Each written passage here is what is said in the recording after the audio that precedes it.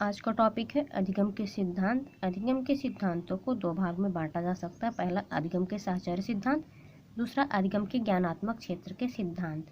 अधिगम के साहचर्य सिद्धांत के अंतर्गत थार्नडाइक का संबंधवाद सिद्धांत, पावलोव का शास्त्रीय अनुबंधन सिद्धांत, स्किनर का क्रिया प्रसूत अनुबंधन का सिद्धांत, हल का प्रबलन सिद्धांत या सबलीकरण सिद्धांत, गुथरी का समीप्य संबंधवाद का सिद्धांत आता है।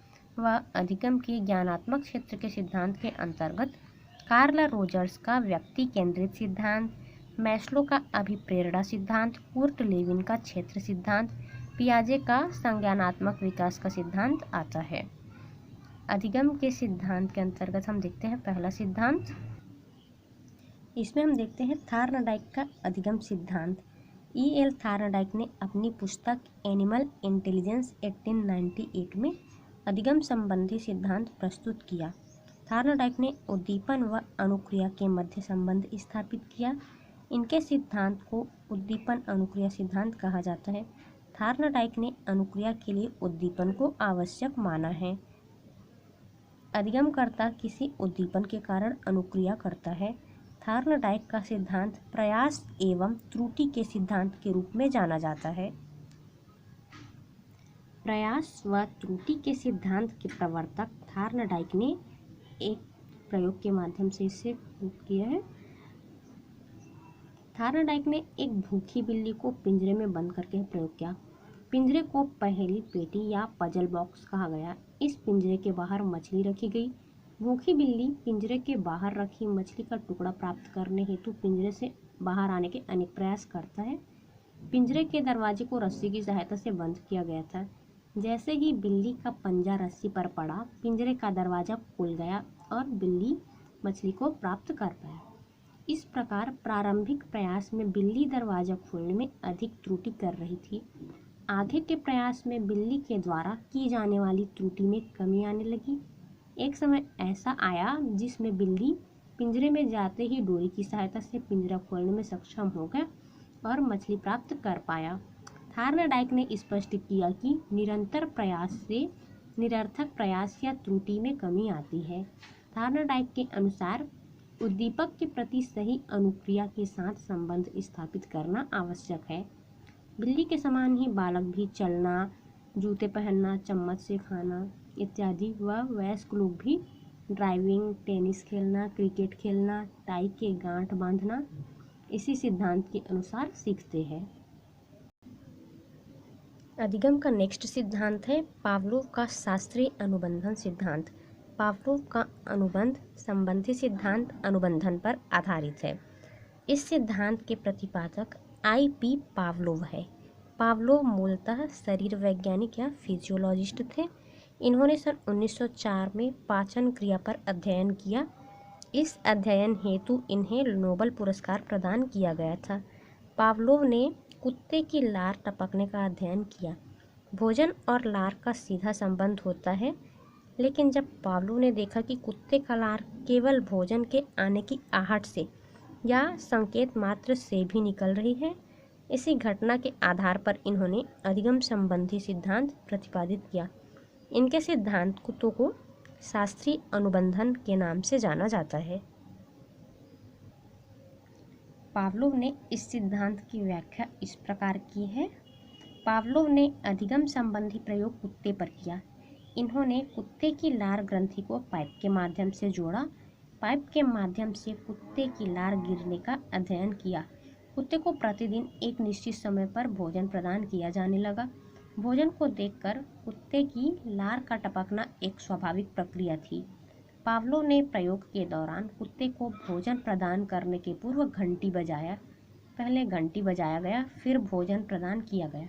यह प्रक्रिया लगातार की गई, जिसके बाद यह देखा गया कि बिना भोजन के केवल घंटी बजने के बाद ही कुत्ते का लार टपकना प्रारंभ हो गया। इस प्रयोग में भोजन प्राकृतिक उद्दीपक, घंटी को तटस्थ उद्दीपक व लार टपकने को अनुबंधित अनुक्रिया कहा गया।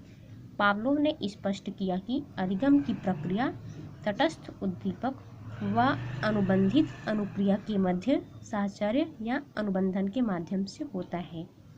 पावलोव ने प्रयोग के माध्यम से स्पष्ट किया कि प्राकृतिक उद्दीपक व तटस्थ उद्दीपक को लंबे समय तक एक साथ प्रस्तुत करने पर तटस्थ उद्दीपक प्राकृतिक उद्दीपक का स्थान ग्रहण कर लेता है।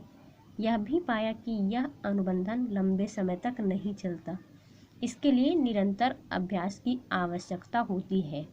शैक्षिक दृष्टिकोण से पावलोव ने स्पष्ट किया कि सीखने की प्रक्रिया अनुबंधन या साहचर्य के माध्यम से होता है। बच्चे अनुबंधन के माध्यम से सीखते हैं, जैसे अक्षर, अंक, मात्रा इत्यादि के पहचान अनुबंधन के माध्यम से ही करते हैं। शिक्षण के दौरान निरंतर उस अक्षर का उच्चारण किया जाता है, जिससे उस अक्षर की उच्चारित ध्वनि एवं आकृति के मध्य अनुबंधन स्थापित होता है। इस प्रकार अधिगम की क्रिया संपादित होती है। नेक्स्ट आता है हल का सबलीकरण सिद्धांत। हल ने SR सूत्र के स्थान पर SOR सूत्र प्रदान किया। इन्होंने स्पष्ट किया कि अधिगम केवल उद्दीपक एवं अनुक्रिया पर निर्भर नहीं करता, बल्कि अनुक्रिया उद्दीपक का परिणाम है, जो कि प्राणी पर निर्भर करता है। हल के सिद्धांत को आवश्यकता पूर्ति सिद्धांत भी कहा जाता है। हल ने स्पष्ट किया कि जब व्यक्ति किसी आवश्यकता को अनुभव करता है या महसूस करता है, तो उस आवश्यकता की पूर्ति उसे सबलीकरण में सहायता प्रदान करती है। सबलीकरण के माध्यम से अधिगम होता है। प्राणी की आवश्यकता के कारण जो तनाव उत्पन्न होता है, उसे अंतर्नाद कहा जाता है। प्रत्येक प्राणी इसी अंतर्नाद का अनुभव करता है, जो उसे क्रिया करने हेतु प्रेरित करता है। प्रेरणा ही प्राणी में उत्तेजना या अनुक्रिया के संबंध को सबलित करता है। इसे ही सबलीकरण कहते हैं। आवश्यकता की पूर्ति ही सबलीकरण होता है। नेक्स्ट है कोहलर का सूझ का सिद्धांत। सीखने के सूझ का सिद्धांत का श्रेय कोहलर एवं कुफ्का को जाता है। सूझ का सिद्धांत हमें यह बताता है कि सीखने की प्रक्रिया में व्यक्ति की सूझ या अंतर्दृष्टि का महत्वपूर्ण स्थान होता है। व्यक्ति सूझ की सहायता से सीखते हैं।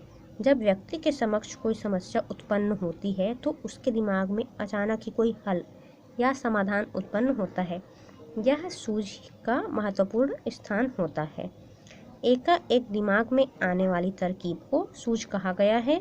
इस सिद्धांत के अनुसार व्यक्ति संपूर्ण परिस्थिति का अवलोकन करता है। वह परिस्थिति के सभी अंगों या घटकों को एकीकृत करने का प्रयास करता है, अर्थात व्यक्ति समग्र परिस्थिति का प्रत्यक्षीकरण करते हैं, जिससे समस्या से संबंध स्थापित हो पाता है। व्यक्ति पहले कुछ निरर्थक प्रयास करते हैं, जिसमें वह असफल होता है, फिर स्वतः ही समाधान की सूझ उत्पन्न होती है। अब हम कोहलर का प्रयोग देखते हैं। कोहलर ने सीखने के सिद्धांत को निम्न प्रयोग के माध्यम से समझा जा सकता है। कोहलर ने वनमानुषों पर कई प्रयोग किए। उनका सीखने का सिद्धांत इन्हीं प्रयोगों पर आधारित है।